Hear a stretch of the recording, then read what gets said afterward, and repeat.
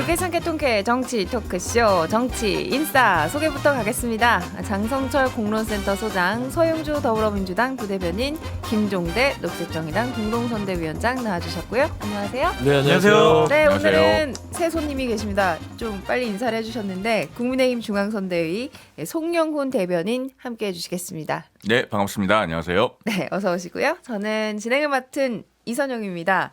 자, 바로 한번 들어가 보죠. 지난 월요일에 윤석열 대통령이 의대 증원 관련해서 대국민 담화를 발표했죠. 그리고 나서 목요일에 박단 대한전공의협의회 비대위원장을 만났는데 이게 해결의 실마리가 보이는 거로 해석을 해야 됩니까? 아니면 조금 더 멀어진 걸로 해석을 해야 됩니까? 실마리는 보인다고 봐야 되겠죠. 우리가 보통 노사 간의 단체 교섭을 할 때도요. 일단 대화를 시작하는 게 중요합니다. 일단 만났다. 그렇습니다. 테이블에 앉는 게 중요하고, 그런데 그 단체 교섭할 때도 보면 이게 뭐 하루 이틀 만에 보통 타결이 잘 안 되잖아요. 뭐 몇 주씩 걸리기도 하고 그러는데 일단은 대화를 시작했다는데 의의를 둔다라는 것이고, 뭐 그 지금 박단 비대위원장 같은 경우에 돌아가서 SNS에 뭘 올리기도 하고 그러니까요. 예, 이랬던데 네. 그 그 사실은 뭐 전공의 단체 내부적인 사정도 있을 거고 또 의사 단체도 내부적인 정치라고 하는 게 있기 때문에 그런 부분에서 또 여러 가지로 이해할 수 있는 부분이 있는 것 같습니다. 아니 너무 처음 나오셨는데 첫 질문부터 제가 너무 부담을 드리는 것 같습니다만 SNS에 그 박담 위원장이 대한민국 의료에 뭐 미래는 없다는 식으로 썼던 글 개인적으로는 어떻게 해석을 하셨어요? 그 지금 전공의 단체나 의료계에서도 교섭력을 최대한 확보해야 되는 시점이지 않겠습니까? 그러면은 뭐 처음부터 이거를 뭐 우리가 어디까지 양보하겠다, 혹은 뭐 어느 선까지 수용할 수 있다 이렇게 발표할 거라고는 저도 생각하지 않았습니다. 그래서 그냥 너무 부정적으로 볼 것까지는 없다. 뭐 그렇습니다. 이런 식으로 정리를 좀 하겠고요. 세 분은 어떻게 좀 총평을 하시겠습니까? 뭐 기왕 이렇게 좀 쇼를 하시더라도 좀 그럴싸하게 해야 되는데 이럴 것 같으면 대국민 담화에서 만나자, 대화의 창이 열려 있다 하면 얼마나 좋아요. 그러니까 저는 무슨 생각을 하냐면 매를 벌고 있다는 뜻이, 보통 우리가 유능한 사람들은 어려운 일을 쉽게 푸는 분들은 이제 유능하다고 하잖아요. 근데 윤석열 대통령은요, 쉬운 일도 어렵게 만들어요. 좀 그런 느낌입니다. 그러니까 대국민 담화에서는 51분을 얘기를 했는데 아무리 눈 씻고 귀를 씻고 찾아봐도 이게 과연 어떤 의대 정원에 있어서 물러나는 입장 아니었던 것이거든요. 근데 대통령실을 뒤늦게 수습해서 열려있다 하더니 어떻게 물밑 접촉을 통해서 전공의 비대위랑 만나는 그림까지 만들었어요. 근데 그리고 나서 140분을 만났는데 사진 한 장 없고 공개되는 것도 없고, 그리고 나서 그 박단 비대위원장 하는 말은 대한민국 의료는 죽었다, 미래는 없다는 거 죽었단 말 아닙니까? 그러니까 실마리가 없다는 거예요. 그러니까 이건 누가 보더라도 국민들이 그냥 내용까지는 아니더라도 딱 보면 그냥 쇼하는구나, 총선 때까지 뭔가 뭐 대화를 하는 것처럼만 보이는 행위를 한다, 또 일 참 어렵게 만든다, 그런 평가를 받을 수밖에 없다고 알맹이가 저는 보는 좀 없는 것 같은 흐름에 좀 그렇죠. 실망감을 표현하신 것 같고요. 장성철 소장님이요. 대통령께서 좀 진작 저런 대화 타협의 모습을 보여주셨으면 얼마나 좋았을까라는 좀 생각이 들고요. 늦었다. 네, 조금 그런 것 같아요. 그래도 뭐 총선 전 뭐 이런 시기에 연연하지 마시고요. 어쨌든 국민들이 너무나 불안해하고 있잖아요. 그래서 좀 이 의료계와의 대화는 한 번에 그치지 마시고 계속 만나시면서 빨리 의료계가 정상화됐으면 좋겠다라는 생각이 들고요. 의사분들도 다시 한번 국민들의 생명과 안전에 대해서 생각해 보시고 좀 빨리 복귀하셨으면 좋겠다라고 원론적으로 좀 말씀드립니다. 네, 저도 한 김종대 전 말씀드리자면 의원이요. 대화라는 명칭을 붙일 수 없는 회동입니다. 이건 밀담이지 이게 왜 대화입니까? 그 대화라고 할 때는 이해관계자가 다 와야 됩니다. 의사, 전공의 이렇게 해서 조금 더 의제가 합의가 되고 집단 의지를 모아서 이게 시작되는 게 대화지. 이거는 그냥 저 쥐도새도 모르게 쑥 갔다 온 거예요. 그리고 첫날도 기다렸는데 안 왔다. 그런데 둘째 날 전격적으로 만났는데 뭐 저기 보니까 그쪽에서 대통령 참모들은 다 있는데 여기는 혼자 가신 거 아닙니까 사실은. 그러면은 이게 뭐 위임받은 권한 뭐 이런 어떤 전공의 내부 절차가 있었는지도 모르겠고, 아니나 다를까 갔다 와가지고 혼란이 더 커지고 있잖아요. 그러니까 이게 저기 의사 전공의 양쪽으로부터 박단 회장이 비대위원장이 지금 공격을 받고 있는 형국이 됐다. 그러면은 아니 아무리 객관적으로 잘 봐줘도 지금 문제 풀기가 점점 더 어려워지고 있다는 게 지금 이 대화의 결론이지 이게 어떻게 대화라고 할 수 있겠습니까? 그래서 저희가 노동단체 이제 교섭이라든가 단체 행동이라든가 이런 현장에 많이 가보지만은 이런 대화 있으면 노조위원장 그냥 탄핵이에요. 그런 일이 실제로 일어나고 있어요 지금. 이게 면세우기지 이게 어떻게 대화입니까? 참 그런 면에서 대화의 뜻을 좀 제대로 알았으면 좋겠다는 게 제 바람입니다. 네, 지금 뭐 김종대 전 의원 말씀하시는 와중에 장성철 소장님이 재채기를 연달아하셔서 혹시 들으시면서 불편하셨던 분들에게 양해. 아니 말씀 저번 시간부터 드리도록 제가 하겠습니다. 발언할 땐 꼭 무슨 일이 일어나더라고요. 편 아니시죠, 장 알람이 소장님? 울리질 않나? 죄송합니다. 네, 왜 죄송합니다. 이상하게 저한테 그런 아유, 일이 집중이 아니에요, 될까요? 아니에요. 그런 건 아니고요. 잊지 말아라.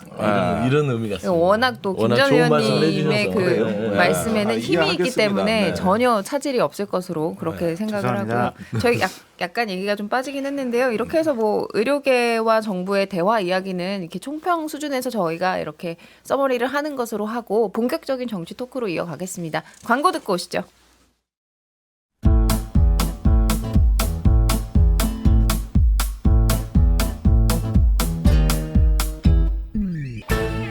유쾌한 정치 토크쇼 정치인싸. 네, 여러분은 정치인싸와 함께하고 계십니다. 지난 4일부터 여론조사 결과 공표 금지 기간에 들어갔죠. 일단 그 전까지 이제 조사가 된 건 저희가 이야기를 할 수 있다는 점 먼저 말씀을 드리고요. 공표 금지 직전까지 실시된 여론조사 몇 가지 보면서 오늘 이야기 해보도록 할게요. 오늘 언급되는 모든 여론조사의 자세한 사항은 중앙선거 여론조사 심의위원회 홈페이지를 참조하시면 되고요. 자, 먼저 MBC 조사인데요. 저희가 지금 두 가지 여론조사를 좀 비교해 볼까 싶어요. 첫 번째 MBC 조사. 지난 2일부터 3일 코리아 리서치에 의뢰해 전화 면접 조사로 실시한 결과고요. 세 가지 볼 건데요. 첫 번째, 윤석열 대통령 국정 운영 평가. 긍정 평가가 33%로 일주일 전과 거의 변화가 없다고 나왔고요. 두 번째, 지역구 투표 의향. 더불어민주당 후보에게 투표하겠다 40%, 국민의힘 36%, 오차 범위 냅니다. 그런데 지난주에도 오차 범위 내였는데 8%포인트였다면 이번엔 4%포인트로 어쨌든 좀 숫자는 줄어들었다. 그 격차가. 세 번째, 정부 지원론 39%, 정부 견제론 51%로 정부 견제론이 앞서고 있지만 일주일 전과 비교하면 좀 포인트 차는 줄어들었습니다. 그리고 또 하나 여론조사인데요. 지난 1일부터 3일까지 엠브레인 퍼블릭, K스탯 리서치, 코리아 리서치, 한국 리서치가 전화 면접 방식으로 진행한 전국 지표 조사 MBS 조사고요. 대통령 지지율이 38%로 2주 전보다 2% 올랐고요. 국민의힘 지지도가 39%로 직전 조사보다 5%포인트 상승했습니다. 그리고 민주당 지지도는 29%로 직전 조사와 같게 나타났고요. 그리고 MBC 조사와 좀 차이가 있는 게 이 부분인데요. 정부 지원론과 견제론이 접전 양상, 오차 범위 내에 숫자를 나타냈습니다. 46%, 47%, 정부 견제론이 47%. 좀 이렇게 제가 좀 러프하게 말씀을 드렸는데 두 조사 보면 보수층의 표가 결집되고 있다 뭐 이런 분석을 할 수도 있겠더라고요. 저점은 통과한 걸로 보이긴 하는데요. 아직도 국민의힘 입장에서는 뭐 웃을 수 있다거나 뭐 여유로운 상황은 전혀 아닙니다. 굉장히 낮은 자세로 저희가 지금 엎드려서 간곡하게 호소드려야 되는 그런 상황이고요. 지금 그 어제까지 사전 투표율도 굉장히 높게 나타나지 않았습니까? 물론 여기 이런 그 사전 투표율은 이제는 보수 지지층도 사전 투표를 터부시하거나 배관시하지 않는다는 이제 그런 그 방증으로 보이긴 합니다만은 어쨌든 지금 선거 상황이 결코 호락호락하지가 않고 매우 어렵기 때문에 여론조사가 다소 반등을 했다고는 하지만은 매우 낮은 자세로 호소드리는 입장이다. 그런 말씀을 드립니다. 네, 그 지역구에서의 국민의힘 지지도가 조금 소폭 긍정적으로 변화한 것에 대해서는 어떤 요인이 적용됐다고 보시고 일단은 계십니까? 지금 그 민주당이 태도가 너무 오만하죠. 예를 들면은 김준혁 후보라든가 양문석 후보라든가 이런 정도의 그 논란과 막말 어떤 범법 행위가 드러났으면은 마땅히 공천 취소를 해야 되는데 뭐 열흘만 버티자, 일주일만 버티자, 3일만 버티자 이런 식으로 가고 있지 않습니까? 그런 부분이 저는 여론에 크게 영향을 미치고 있고 그런 흐름들이 지역구 후보 지지도에서도 전국적으로 영향을 미치고 있다. 아. 특히 수도권 격전지 위주로. 공영훈 후보랄지 양문석 후보랄지 뭐 이런 지역구 후보들에 대한 부정적인 어떤 이슈가 반영이 된 조사 결과다 이렇게 말씀해 주셨고 장 소장님은 어떻게 분석하세요? 민주당의 교만은 서용주 부대변님의 행태에 대해서도 우리가 확인할 수가 있습니다. 제가 교만했나요? 서 부대변인님 왜요? 이렇게 겸손한 사람이 어디 있다고 말이에요. 2월 달에 민주당이 조금 공천 파동으로 어려울 때는 항상 제일 먼저 와가지고 공부도 하고 뭐 여러 가지 알아보고 했는데 오늘 보니 제일 늦게 제일 오셔가지고 늦게 오셨어요? 저희가 오는 순서대로가 이 교만함의 그 척도잖아요. 우리 송영훈 변호사님 일찍 오늘 오셔가지고 다 이선영 이렇게 준비하고 계시네요. 즐겁게서 가장 늦게 왔는데 제가 오늘 가장 겨울에 사정이 있었습니다. 죄송합니다. 국민의힘이 쉬워 보이지 않아요. 각종 제일 여론 늦은 각종 여론조사를 보면 약간 이제 보수도 결집하는 모습을 보이고 있지만 여러 가지 뭐 여론조사를 분석을 해보면 정권 심판론이 아직도 너무 세고 대통령의 비호감도가 높기 때문에 한동훈 비대위원장이 아무리 저렇게 좀 민주당 나빠요, 다시 한번 기회 주세요 이렇게 호소를 하고 다녀도 이번 선거에서 좀 승리한다거나 다수당이 되기는 쉬워 보이지 않는다라고 되게 완곡하게 말씀드립니다. 그런데 MBC 여론조사에서 이제 지난 조사는 8%포인트 차로 민주당과 국민의힘 이 지지 의사가 오차 범위 밖이었다가 이번에 이제 그 안으로 4%포인트 차이로 오차 범위 내로 들어왔단 말이에요. 이선영 앵커님 보통 이제 의미가 없을까요, 이게? 투표 예. 날이 가까우면은 양당 지지층 항상 결집을 하고 대략 뭐 40대 40은 항상 이제 투표 때 보면은 이렇게 쫙 이제 반으로 갈려요. 결국에 중도층 20%가 어디 손을 들어주냐 이건데 중도층의 민심도 그렇게 국민의힘에게 썩 우호적인 것 같진 않아서 이번 선거는 국민의힘이 상당히 좀 어렵지 않을까라는 생각을 해봅니다. 알겠습니다. 서부대변인님. 말씀을 잘 해주셨어요. 예. 근데 이제 이 정치 지형이 저희가 정치 개혁을 계속해서 주장하는 바는 소선구제를 예. 중대선거구제로 바꾸자 이런 부분들이 지금 말씀하신 거에 기반이 되는 겁니다. 그러니까 이쪽 양 극단에서의 지지층이 선거가 되면 다 뭉쳐요. 그동안에 이제 여론조사 지표가 정권 심판이 대단히 높게 나왔다고 하면 선거일에 가까울수록은 이제는 보수층, 좀 위축됐던 보수층들이 겉으로 드러나는 것이죠. 그래서 얼마 남지 않은 상황에서는 정부 견제론과 심판론이 거의 이제 붙어가는 양상을 보이는 거는 그러니까 양쪽에 이제 지지층이 모이는 것이고 하지만 늘 말씀드리지만 이 총선에서 이 소선구제에서 그 승패를 결정짓는 거는 중도층입니다. 20%에. 그러니까 그 여당과 야당이 얘기하는 게 49석 경합 지역이 그리고 우리 55석 이 경합 지역에서 누가 이기느냐에 따라서 일당이 되냐 마냐잖아요. 네. 네. 그래서 그런 상황이기 때문에 지금 말씀한 대로 지금 현재 흐름은 지금 이 여론조사에서 진보 측 보수 측에 대한 어떤 정부 견제의 심판론보다는 이 안을 들여다보면 중도층은 정권 심판론이 상당히 높게 나온다라는 측면에서는 국민의힘이 쉽지 않은 게임을 하는 것이고 아까 이제 송 변호사님께서 얘기를 하셨는데 대변인께서 저는 이런 말씀 드리고 싶어요. 그러니까 김준영 후보, 양문석 후보에 대한 물론 리스크가 좀 반영이 될 수는 있지만 이거를 가지고 민주당 전체가 오만하다라고 하는 것들은 침소봉대라고 생각하고요. 예를 들면 정권 심판의 대상인 현 집권 여당과 한동훈 비대위원장의 태도를 보면 대단히 교만하고 오만하고 읍소를 하지 않아요. 예를 보면 뭐 서서 죽겠다. 그리고 대전 서구구에 나온 조수현 후보 같은 경우는 거기는 막말과 모든 거에 총체인데 그대로 후보로 놔두고 있습니다. 일제 강점기가 더 나았다. 그다음에 제주 4.3은 북한 개입사. 이런 역사적인 어떤 망 인식을 갖고 있는 분. 그다음에 대전판 도가니 사건에 대한 가해자들 표현했잖아요. 그다음에 전세 사기 피해 당한 사람들을 가해를 줬던 사람들 또 재판했어요.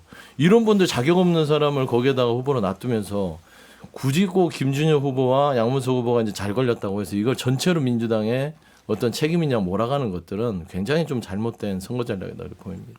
양문석 후보 같은 경우에 뭐 깨끗하게 사과를 하고 사퇴를 했으면 모르겠는데 본인이 뭐라고 했습니까? 조수현 후보도 뭐 사퇴를 해야죠. 그러니까 양문석 후보는 뭐라고까지 얘기했냐면 자 멀쩡한 사람을 사기꾼으로 보냐 이렇게까지 얘기를 했는데 지금 불법 대출인 거 다 드러나고 있잖아요. 네. 그리고 본인이 국회에 들어가면은 이 가짜 뉴스를 퍼뜨린 언론 징벌적 손해배상 제도를 도입하겠다고 했는데 그게 뭡니까? 문재인 정부 때 그 민주당에서 언론중재법 만들려다가 국제적인 언론 단체들의 항의를 받으면서 예. 네, 그거는 말씀 이제 마무리하시고 말씀하시고. 예. 그러니까 항의를 받으면서 무산됐던 건데 양문석 후보는 지금 그런 걸 해서 언론에 보복하겠다고 하고 있어요. 그런 후보를 내버려 두면은 민주당 전체의 태도가 거기에 동조하는 것이구나 하고 오해를 받는 거예요. 아니, 그런 부분은 그런 문제죠. 부분은 아니라는 점을 이제 확실히 말씀을 어제 방송에서 하신 거잖아요. 네. 이 각 후보들에 대한 논란은 어제 좀 정리가 네. 됐기 때문에 네, 이렇게 알겠습니다. 아니 네. 제가 한 말씀 드려야 될 것 같은데 예, 김정희 의원님. 예. 저는 두 당의 이런 대화가 굉장히 불편합니다.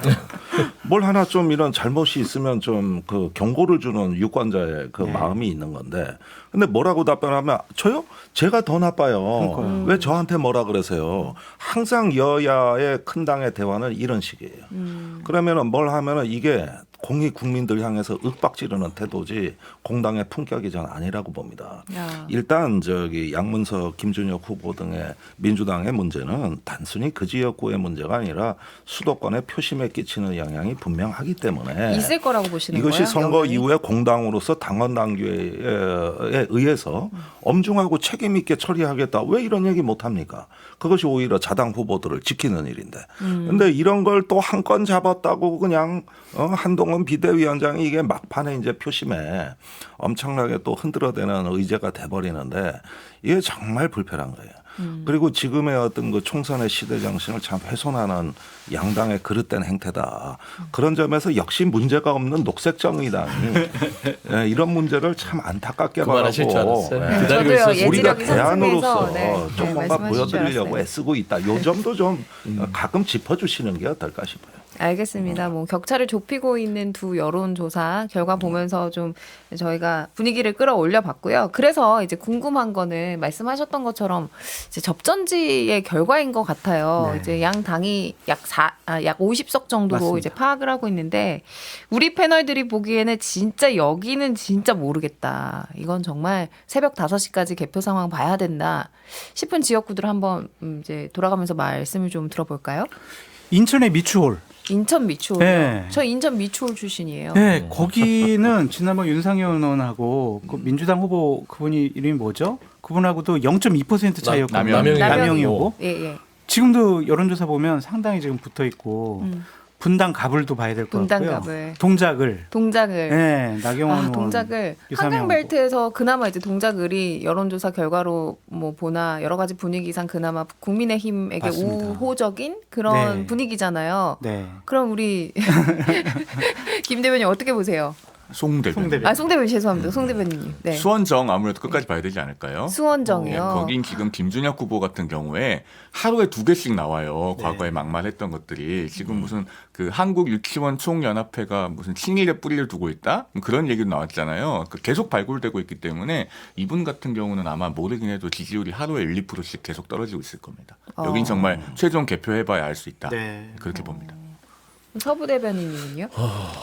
뭐 또 이걸 부인할 수가 없네요. 근데 수원정 같은 경우도 원래는 여기가 민주당의 텃밭이라고 할 수 있는데 그런 개인의 리스크들이 크기 때문에 예. 그리고 끊임없이 선거가 3, 4일밖에 안 남았지만 그런다고 쳐도 이게 표심에 크게 영향을 미칠 수 있는 사안들이거든요. 그래서 저는 끝까지는 지켜봐야겠다.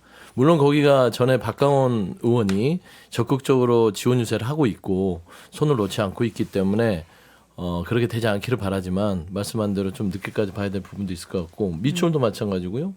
그다음에 마포갑 같은 경우도 이지은 후보가 있긴 있는데 거기도 잘 모르겠어요. 그러니까 지금 현재 그 서울 한강벨트 쪽은 전체적으로 민주당이 우세하긴 하는데 갑이 붙은 데가 대부분 조금 지켜봐야 될 부분들이 있습니다. 최근에 보면 광진구 갑도 원래는 우리 민주당 쪽에 좋게 나왔는데 최근 선거를 마지막 앞두고 이런 조사에서는 거의 다시 붙는 양상들을 국민의힘의 김병민 후보가 좀 선전하고 있다고 선전하고 보시는 거예요? 있다라는 이런 추이가 나왔어요. 그러니까 이게 뭔가 이런 추이만 봐서는 어떤 그 지역 내에서의 어떤 좀 미세한 어떤 움직임이 있을 것이다라는 것이고 그다음에 이제 보면은 또 어디가 있을까요? 분당갑 당연히 있는 것이고. 아니, 저희가 뭐 당연히 뭐 서대문갑도 서대문갑. 왜냐하면 서대문갑 우리가 놓치고 있는데요. 서대문갑 같은 경우는 안심할 수는 없습니다. 제가 또 서대문갑을 오랫동안 있었던 사람으로서 왜 그러냐면 거기 지역이요 우상호 의원이 있었잖아요. 우상호 지켜왔었는데 거기가 이제 이성은 지금 서대문 구청장이에요. 그분이 이제 2번을 국회의원을 했었고 그러다 지금 서대문 구청장 현직을 하고 있는데 여기가 쭉 민주당만 밀어주는 또 지형이 아니에요. 왔다 갔다 하는 그렇죠. 거군요. 특히나 이제 우상호 의원이라는 어떤 인물의 경쟁력으로 버텨왔던 부분도 상당 부분 있기 때문에 그러니까 공천의 과정에서 조금 살짝 그 여러 가지로 좀 완전한 이렇게 깔끔한 그런 후보로서 인정이 안 되는 상황이라고 제가 들었어요. 갑 지역에서. 그랬을 때는 이게 과연 거기가 또 3선인가 4선 되는 이용호 국민의힘 예. 의원이 온 상황이라서 이 수도권 전체를 봤을 때는 흐름은 좋으나 하나하나 뜯어보면 경합적이 꽤 있을 수 있다. 좀 그래 보고 있습니다. 그러니까 당연히 뭐 256개 지역구 중에 122곳이 수도권이기 때문에 지금 수도권 위주로 말씀하셨는데 뭐 이런 분석도 있더라고요. 부울경 쪽도 낙동강 벨트 외에도 다른 곳도 좀 이제 이제 여당이 흔들리는 곳이 있을 수도 있다. 이런 분석에 대해서는 어떻게 생각하시는지. 근데 자꾸 이제 불경 수도권 얘기하지만 사실 충청도 중원에서도 충청도 중원이요. 20%막 뒤지던 지역이 야당이 따라붙어 가지고 초박빙으로 가고 이런 현상이 뭐 홍성 전국적으로 뭐 이런 쪽 일어나고 말씀하시는 있습니다. 예컨대 건가요? 보은, 옥천, 영동, 대산 예. 이런 경우 박덕흠 의원이 20% 앞서 나가가지고 아예 공천 확정됐을 때 축당선 K끝까지 펴놓고 그냥 뭐 선거 끝났다고 보던 지역 아닙니까? 근데 지금 초박빙이에요. 그러니까 이런 현상들을 보면은 이렇게 지역이 자칫 수도권에서 비껴난 듯하지만은 다 대세를 보고 있더라는 것이죠. 이게 정말 놀라운 거고. 그래서 이제 동남 이제 여기 이제 PK, 부산, 그다음에 수도권의 초박빙 이런 데서도 격전지라 그러는 지역 중에서도 특히 눈여겨봐야 될 거는 애시당초 우열 관계가 뚜렷했는데 격전지로 바뀐답니다. 예. 막 두 자릿수 차이가 나던 게 심지어 1% 이내까지 근접하는 이런 현상이 왜 일어났느냐는 것이죠. 동작 같은 경우도 처음에 그 동작을 같은 경우 많이 벌어져 있었고 두 자리 이상 차이 났던 지역 아닙니까? 근데 지금 박빙이라 그럽니다. 어떤 경우에 막 뭐 빈대떡 뒤집어지듯 막 결과가 뒤집혀요 맨날. 이런 게 지금 그 수도권하고 지방에서 동시에 일어나고 있는 현상은 이게 전이되는 속도와 의제 파급력이 너무 빠르기 때문에 이번에 격전지들 같은 경우는 대부분 아마 예측하기가 굉장히 어려운 상황이죠. 그러니까 부울경 중에서 부산 수영구 같은 경우에요. 관심 있게 봐야 될 것 같아요. 거기는 아마 다들 궁금하실 네, 것 같아요. 장해찬 정말, 네. 후보의 이 선택 때문에 어떻게 그렇죠. 결과가 될지. 네, 거기 국민의 표가 갈라져 있기 때문에 과연 24년 만에 민주당 후보가 국회의원 배지를 달 수 있을 것인가 봐야 될 것 같고요. 진해도 좀 우리가 봐야 될 게 진해요. 뭐냐면 예. 거기는 해군의 도시잖아요. 근데 민주당은 해군 참모총장 출신을 공천을 했는데 국민의힘은 조달청장 출신을 공천을 했어요. 그래서 이제 해군 네. 표심이 어떻게 될까 그것도 궁금하고 그래도 전 무엇보다 화성시 을 화성시을 예, 이준석 대표 지금 급격하게 그러게요. 추락하고 있잖아요. 뭐 이게 이 공표 금지 기간 직전에 네. 여론조사에서 그런 추세가 좀 보이고 있다고 하더라고요. 그렇죠. 예. 그래서 거기도 이준석 대표가 막판 극적 역전승을 할 거냐 말 거냐. 개인적 바람 아니십니까? 뭐 개인적인 바람도 있고요. 그것도 추세가 되게 좀 가파르더라고요. 추세선은 좋은데 제가 봐서는 추세선은 좋은데 네. 거기에 비해서 시간이 없어요.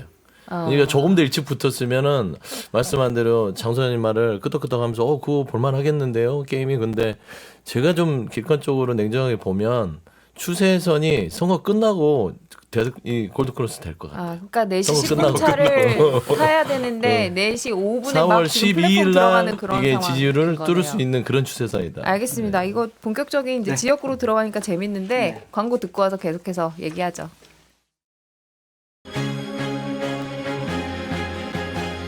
지금 여러분께서는 6회, 상쾌, 통쾌한 정치 토크쇼 정치 인싸를 듣고 계십니다.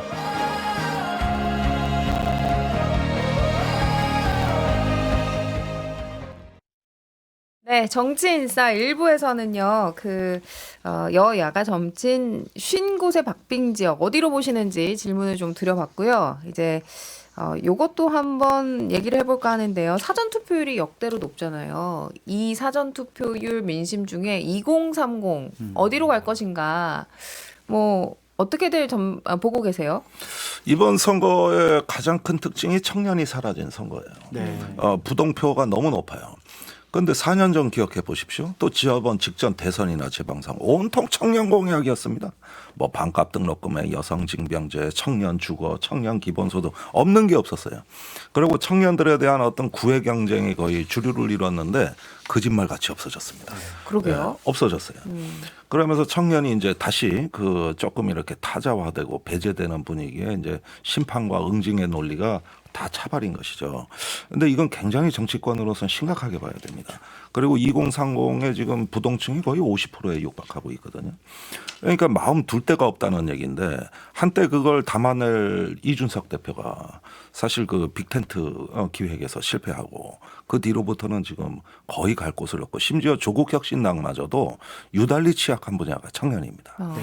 그렇게 그러니까 제가 되니까, 지금 예. 이 질문 드린 게 사전 투표율은 정말 역대로 높게 나왔는데 과연 이 중에 2030이 있을지 만약에 2030이 어떤 정치 혐오나 이런 인식 때문에 이번 선거에서 빠지게 된다면 본 투표율은 이 사전 투표율 열기만큼은 아닐 수도 있지 않을까 뭐 이런 생각도 들더라고요. 그렇게 보여집니다. 중앙선거관리위원회가 연령별 여론조사를 했는데 반드시 투표하겠습니다라고 하는 층이 2030이 54%로 가장 낮아요. 그러니까 이게 관심이 없다라고 봐야 되나 아니면은 내가 투표를 하더라도 세상이 바뀔까 그런 생각을 하는 건지 알 수는 없지만 이분들이 투표를 안 하면은요 상당히 여러 가지로 이제 40, 50대 그다음에 60대 이상 이렇게 이 연령층의 강력한 지지를 받는 양당이 선전할 가능성이 높다. 그래서 2030이 꼭 투표하셨으면 좋겠고 저희 애들이 25, 22이거든요.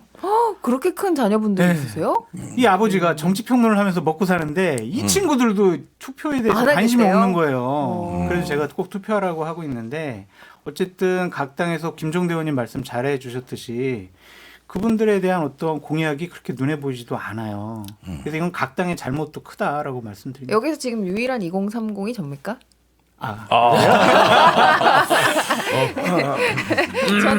저는 사전 투표 첫날 이제 하셨습니까? 하고 왔습니다. 네. 그래요.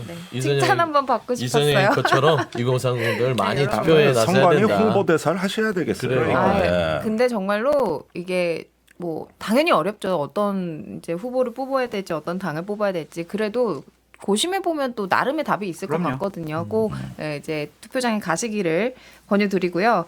자, 그나저나 그래서 이번 총선 유권자들 가운데 50대 이상이 최다다 뭐 이런 결과도 나왔습니다. 뭐 변수가 될지 궁금한 가운데 김진 전 중앙일보 논설위원이 지난 화요일 100분 토론에 출연해서 한 발언이 논란이 됐습니다. 여당이 뭔가 만회할 수 있는 유일한 변수는 60대 이상의 아주 예상 외로 높은 투표율이다. 젊은이들이 헝클어 놓은 나라를 노인들이 구한다는 호소를 해서 60대 이상 투표율을 극적으로 높여야 한다. 젊은이들이 뭐를 어떻게 헝클어 놨다는 건지 자세하게 의문을 설명- 제기하는 분들이 많았어요. 자세히 설명을 좀 해주시지 그랬을까 싶어요.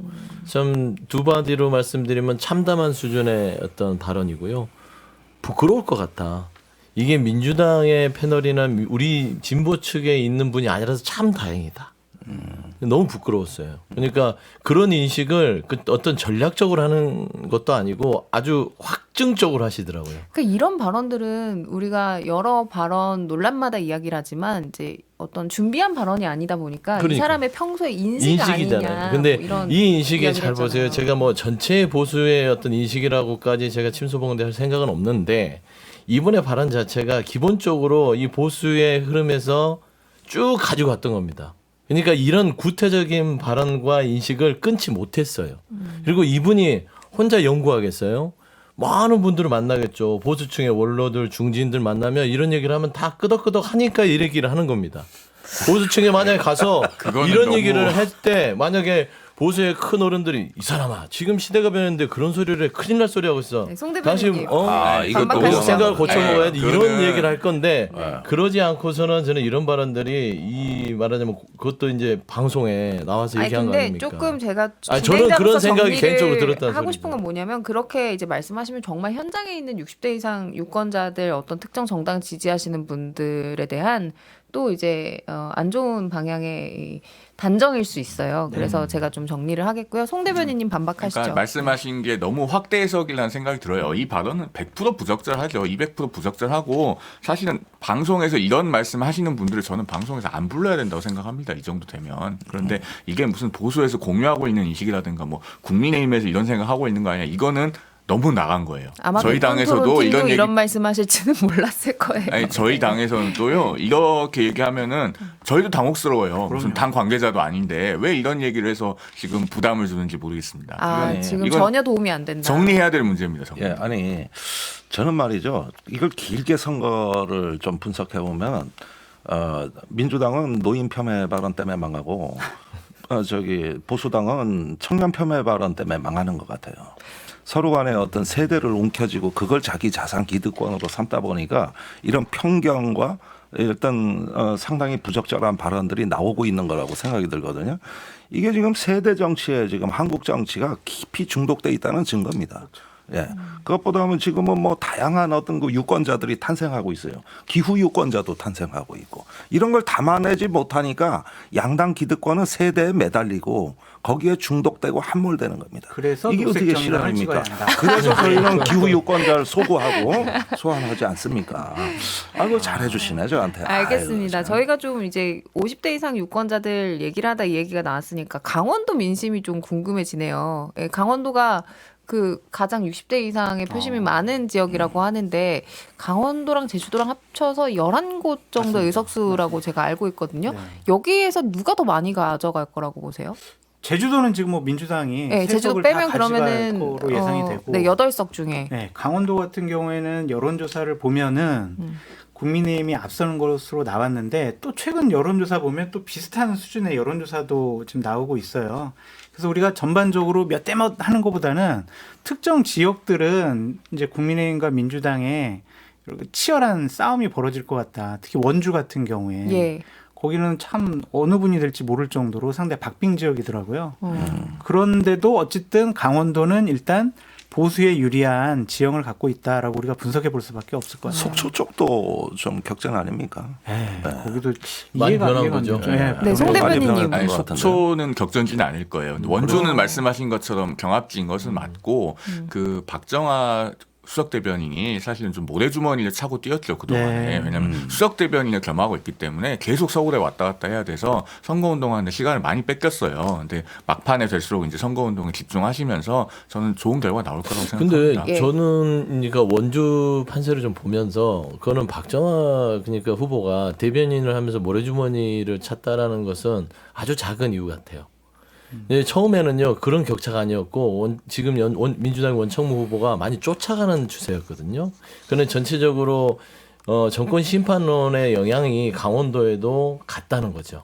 영향을 미쳤다고 저는 보는 거예요. 그러니까 격차가 처음에는 꽤 박정아 후보가 많은 차이로 앞서 있었던 그런 여론조사 추이에서 거의 선거 막바지에 이르러서 거의 경합적으로 붙었단 말입니다. 그거는 보면은 두 가지 같아요. 원주가 원래 대대적으로 민주당도 하고 국민의힘도 했던 지역이고요.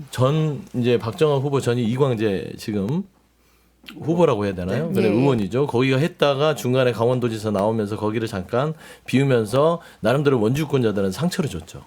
그러면서 이제 박정아 후보가 그 상처를 딛고 당선이 됐는데 저는 그 기간이 좀 아물지 않았냐. 정권 심판론이 뜨면서 저는 그런 요인이 가장 크다고 봐요. 박정아 후보는 뭐 인물면이나 이런 여러 가지 측면에서 활동도 많이 하고 인지도도 있고 나름 보수층에서는 합리적이라고 평가를 받지만 결국에는 정권 심판론과 원주의 이 민주당 특히나 다시 서운했던 민심이 회복되면서 저는 이 경합 지역이 좀 민주당 쪽으로 좀 기울지 않았냐라는 조심스러운 예측을 좀 합니다. 원주가 알겠습니다. 혁신도시 지정이 돼가지고 그렇죠. 젊은 분들이 좀 많이 살아요. 아, 그런 그럼 탓도 있는 것 전통적인 같아요. 이제 보수 지역으로 이제 알려졌던 강원의 민심이 어디로 갈지도 좀 지켜보면 좋을 것 같고요. 전 대통령의 지원 유세 요 얘기로 넘어가죠. 이번 총선 변수 중에 하나로 이제 문재인 대통령의 유세, 뭐 그리고 박근혜 전 대통령 같은 경우에는 지원 유세를 취소하긴 했습니다만 이 전직 대통령의 등판이 어떤 영향을 미칠지도 굉장히 주목을 받고 있는 것 같아요. 그러면 박근혜 전 대통령 얘기부터 좀 할게요. 이게 유영아 후보 지원 유세 계획을 세웠다가 취소했다는데 아니 기원 유세 계획이 아니었다고 하던데요. 아예 그런 계획이 이것은 없었대요. 박근혜 전 대통령의 입이라고 할 수 있는 유영아 후보가 얘기를 한 거기 때문에 예. 4월 3일에 MBN에서 얘기를 했습니다. 그 유세 계획을 세웠던 게 아니다 이 얘기했기 때문에 그거는 유세를 하려다가 취소했다. 이것이 오히려 오보에 가깝다. 저는 그렇게 알고 있습니다. 그러니까 애초에 그럴 유세 계획이, 계획이 아니었다. 없었는데 그냥 네. 그렇지 않을까 설왕설래 그러니까 하던 게 좀 번진 그렇죠. 그런 약간 좀 잘못 모양인가요? 전해졌던 게 있는 것 같고 문재인 전 대통령 같은 경우에는 이렇게 그 기원 유세에 등판하시는 게 대단히 부적절하죠. 전직 국가 원수이고 국가 원로 아닙니까? 우리가 전직 대통령에게 비서관도 3명이나 붙여주고 운전기사도 주고 월급도 현역 때 95%를 줘요. 경호동도 국가 예산으로 지어줍니다. 경호원 다 붙여주고 그렇게 하는 이유가 뭡니까? 진영을 초월한 국가 원로기 때문에 그런 원로다운 자세를 견지해 주십사 하고 국가가 다 국민 세금으로 품위를 유지해 주는 거예요. 그런데 이렇게 특정 진영에 서서 파란색 유니폼 입고 선거 유세에 돌아다니시면 되겠습니까? 그리고 더 안타까운 거는요. 이분이 지금 부울경에서만 머무르고 사실 수도권은 오지질 못해요. 수도권에 오면 어떻게 되겠습니까? 지금 양문석 후보, 양부남 후보, 공영훈 후보 등등 해서 다 부동산으로 지금 중도 민심에 불을 질러놨는데 문재인 전 대통령이 만약에 수도권에 온다 그러면은 정말 여기에 기름을 붓는 거거든요. 본인도 알고 계시기 때문에 부울경에서만 머무르고 수도권에는 일절 발걸음을 못하는 것이다. 저는 그렇게 봅니다. 문재인 전 대통령은 집 근처에 가까운 곳을 그냥 다니시는 것이고요. 지역에 한계적으로 있기 때문에 본인이 최소한 개인적 인연 그리고 본인이 나고 자랐던 이 지역에서의 역할을 하겠다는 것인데 뭐 전국으로 돌아다녔으면 더 많이 신랄하게 비판했을 거 아닙니까? 근데 저는 이 부분에 있어서는 딱 한 가지로 정리할게요. 5주 가면 전직 대통령이 나와서 선거운동을 하겠습니까? 이 나라가 지금 현재 정상적인 나라라고 판단이 안 되는 것이죠. 저는 좀 슬픈 얘기를 하고 싶은 게 범야권에서 200석을 가지고 이 정부를 조기에 끌어내려야 된다는 말들이 먹힌다는 게 슬픈 현상이에요. 그렇지 않습니까? 여야가 그냥 팽팽하게 어느 정도의 선택을 받아서 입법부가 선의의 타협, 경쟁, 생산물을 생산해내는 게 그게 가장 아름다운 모습이죠. 그런데 나라가 정상적으로 운영되지 않고 민주주의가 무너진다는 그런 국민의 열망이 높기 때문에 전직 대통령이 나서서 뭔가를 하겠다는 거예요. 그래서 뭐 엊그제 보니까 뭐 그냥 현장에서 무슨 지지를 하면서 후보한테 열심히 하세요. 저도 잘 돼야 숟가락이라도 얹자 했더니 또 숟가락 발언을 가지고 뭘 하는데 저는 딱 한 가지입니다. 문재인 전 대통령이 참전한 이유 윤석열 대통령이 만든 것이고 두 번째는 민주주의 추락했습니다. 제가 예시로 드는 게 3월 8일일 거예요. 스웨덴의 민주주의 다양성 연구소에서 대한민국은 지금 민주화에서 독재의 길로 들어섰다. 라는 평가를 이미 세계가 하고 있어요. 그렇기 때문에 대통령이 가만히 있겠습니까? 국민의 한 사람이라도 있을 수는 없을 것이다. 저는 그렇게 좀 설명드리고 싶습니다. 제가 듣고 보니까요. 문재인 전 대통령께서 나라를 사랑하시는 마음이 지극하신 것 같아요. 그렇죠. 말씀하신 것처럼 여야가 어느 정도 균형을 맞추는 게 가장 아름다운 모습인데 그 모습을 직접 등판하심으로써 만들어 주실 것 같습니다. 그렇습니다. 지금 수도권에서는 근데 중도 민심에 굉장히 악영향을 미치고 있어요. 제가 오히려 말씀드리면 한 가지만 악영향이다. 더 붙을게요. 전직 대통령에 대해서 선거에 개입하는 거 얘기하면 현직 대통령 더더욱 하면 안 되죠. 선거 개입한 거 없잖아요. 개입한 게 없는데 대놓고 하잖아요 지금. 아유, 그게 아니, 무슨 선거 총선 앞두고 개입입니까? 24번의 민생 토론을 하고 부산에 가서 사전 투표를 하고 아유, 민생을 빨간 살려야죠. 이게 대놓고 하는 거 아닙니까? 아유, 빨간 국민을 잠시만요. 잠시만요. 너무 뜨거워져서 제가 그러니까 화상 이런 입을 것 부분에 같아요. 있어서 녹색 정의당이 본인들 불을 좀 돌아보셔라. 저는 그런 내꺼주시죠. 말씀드리고 싶습니다. 3자 입장에서 보기에는 어떻습니까? 문재인 전 대통령이 이렇게 뭐 PK 지역 중심으로 유세를 다니는 게 좀 글쎄요, 부적절하다는 인식을 하고 계신지. 지금은 문재인 대통령의 시간은 아닙니다. 일단 파란 유니폼 입고 나오신 것은 부적절했다고 저는 보는데 과거에 윤보선 대통령이 박정희 대통령 이제 초기에 너무 옛 얘기로 근데 가시는 것 같긴 전직 한데요. 대통령이지만은 민주화 투쟁에 네. 뛰어들었거든요. 그러니까 그런 어떤 시대적 절박성이 있느냐 이런 문제인데 저는 오히려 윤석열 정부에서 지난 정부를 완전히 털어버리는 식의 그 청와대 출신 100명을 수사 대상에 올리고 구속, 압수수색 이런 것들이 전방위적으로 진행이 돼 왔던 사정을 좀 봐야 될 것 같고요. 거의 과거에 대한 전면적 부정이거든요. 그러다 보니까 전직 대통령의 한마디 한마디가 공교롭게도 더 중요한 정치적 지형을 만들어버린 셈이 됐습니다. 자기 존재에 대한 부정이거든요.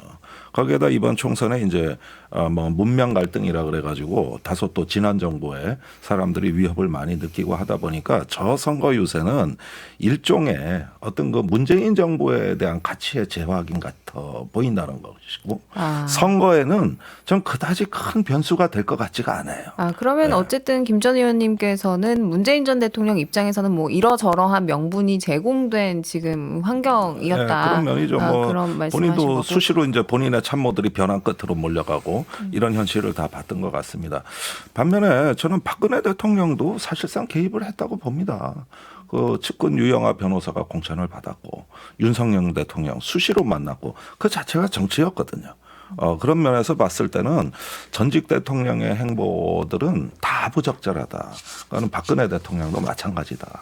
그런 점들은 좀 공정한 논의가 필요하다고 봅니다. 알겠습니다. 예. 송영훈 대변인님 말씀에 저는 100% 동의를 하고요. 도도하게 그동안 우리가 지켜왔던 선이 이번에 깨진 것 같아서 상당히 좀 안타깝고 국민의 세금으로 삶을 영위하시는 전직 대통령이 세대와 진영을 넘어서 국가의 원로로서 역할을 해주시는 것이 훨씬 더 좋지 않았을까라는 생각이 듭니다. 알겠습니다. 이제 문재인 전 대통령 이야기를 했으니까 이 유세 현장에서 나온 발언 중에 선거 이후에 조국혁신당이 좀 더 대중적인 정당으로 잘 성장해 나가는 것이 중요하다고 본다. 뭐 이런 말씀을 하셨잖아요. 그래서 좀 다음 주에 하는 게 좀 시점으로는 옳은 것 같습니다만 한번 상상을 해볼게요. 총선 이후에 이재명 대표와 이 조국 대표의 관계가 어떻게 될까요? 어떻게 보세요, 민주당에서는? 아니 저기 다들 부담스러워하시네요. 제가 먼저 부담스러운 질문 드려서. 말씀드릴게요. 네, 그러시죠. 예. 저는 이재명 대표와 조국 그 대표의 관계는 어린 왕자에 나오는 어린 왕자와 여우의 관계와 유사하다. 결국은 이별한다. 이별하지만 그 관계는 그렇게 적대적이나 혐오의 어떤 관계로는 가지 않는다. 그래서 아마도 민주당에 흡수되지는 않겠지만은 독자 교섭 단체를 구성을 시도하면서 아마 민주당과 건강한 긴장 관계를 도모하려고 하지 않을까. 어린 왕자라는 이 소설에서 주인공은 어린 왕자잖아요. 누가 네. 어린 왕자입니까? 그러니까 거기가 이제 이재명 대표고 여우가 이제 있잖아요. 왕으로까지 여우. 표현하십니까? 왕자? 반면에 예. 저기 윤석열 대통령과 한동훈 위원장의 관계는 그리스 신화 비극에 나오는 오이디푸스 왕의 그 왕과 아들의 관계와 유사하다. 떨어져서 부자 관계를 끊어야 내 운명이 사는데 끊지 못하고 결국은 운명에 굴복하다가 비극이 되잖아요. 송 그러니까 이게 대변인님이 컴플렉스 관계다. 이 있으셨는데, 관계는. 네, 반론 한번 듣도록 하죠. 어떻게 보시나요? 일단 뭐 이재명 대표와 조국 대표의 관계는 조국 대표는 언제라도 지금 그 감옥에 가실 수 있는 분 아닙니까? 대법원에서 파기환송되는 비율이 아마 1%가 채 안 될 거예요. 그래서 헤어진다고. 언제라도 감옥에 갈 수 있기 때문에 별다른 관계가 제가 봤을 때 형성될 일이 없을 것이다. 그렇게 보고요. 윤석열 대통령과 한동훈 비대위원장의 관계. 글쎄요. 총선 결과가 나와봐야 되겠습니다만 뭐 한동훈 비대위원장은 한동훈 비대위원장대로 앞으로 정치권에서 계속 역할이 있을 거라고 보기 때문에 앞으로 지켜볼 부분입니다. 어떤 역할이 안 있습니까? 아니, 끝났는데 나 굉장히 궁금해서 네. 그러는데 어떤 역할이 있을까요? 역할이 있죠. 아니, 지금 선거도 어려운데 너무 또 이렇게 또 왜 그러세요? 아니 뭐 전당대회까지 왜 보시는 그렇습니까? 분들도 있더라고요. 아니, 차기 정치인의 당대표. 역할은요. 예. 국민이 기대를 하고 부르면은 계속 역할이 주어지는 겁니다. 그렇습니까? 예, 그게 뭐 어느 날 하루 아침에 없어지겠습니까? 그러면 국민이 예. 계속해서 부를 것이다라고 보시는 입장이신 거고요. 지금 이 정도의 기대가 형성이 됐으면요, 그게 하루 아침에 소멸되지 않습니다. 그러니까 한동훈 비대위원장 때문에 국민의힘 총선이 망했느냐, 패배했느냐 그렇게 보기는 어려울 것 같아요. 패배하더라도. 그리고 국민의힘이나 보수파를 지지하는 국민들, 지지층에서는 한동훈 비대위원장을 차기 지도자로 인정을 하고 있기 때문에 한동훈 비대위원장의 역할로는 저는 계속될 거다라고 보여지고요. 다만 선거가 이제 어려워서 상당히 안 좋은 결과가 나오게 되면 윤석열, 한동훈 이 두 분 간에는 내전에 준하는 정말 심각한 갈등과 분란이 일어날 것 같다. 나는 그래도 할 만큼 했는데 대통령께서 지금 가끔 등장하셔가지고 이게 선거 망친 거 아니냐. 나는 민생 토론회 하면서 지금 집권여당 밀어줬는데 집권여당 한동훈 네가 잘못한 거 아니냐. 이런 식으로 양 지지층에서 상당히 서로 공격할 것 같아요. 그래서 안 좋은 모습 나올 것 같고. 그게 바로 그리스 비극이에요. 네.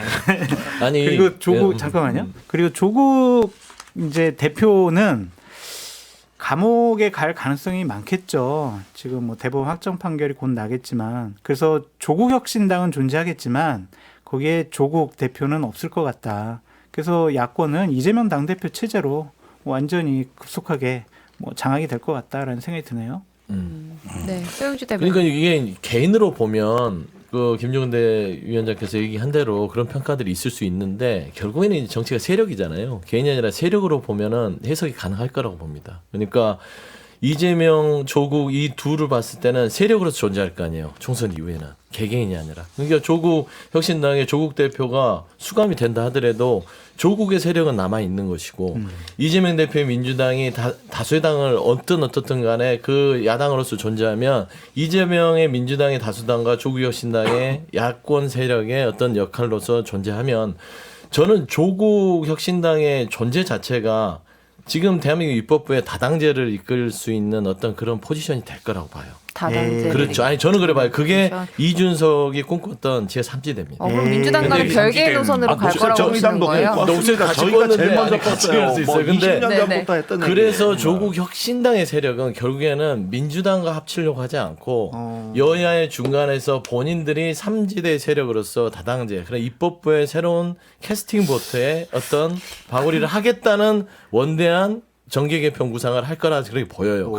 그 세력 간의 균형 속에서의 이재명 대표와 조국 그 대표 수감되든 안 됐든 그 관계를 보면 될 것 같고 윤석열 대통령과 한동훈 비대위원장은 너무 단순할 것 같아요. 세력으로 봤을 때. 한동훈 비대위원장은 이제 정치권에 들어와서 이제 정치 쓴맛을 본 거란 말입니다. 그러면 이제 끝나고 나서 뭘 할 것이냐. 제가 알기로는 지금 세력을 모으고 있어요. 그러니까 어떤 본인의 세력. 걸 위해서? 대권을 위해서요? 그러니까 대권이든 뭐든 간에 한동훈의 정치를 하기에 있어서는 이제 더 이상 윤석열 대통령의 그늘 밑에서는 안 되겠구나.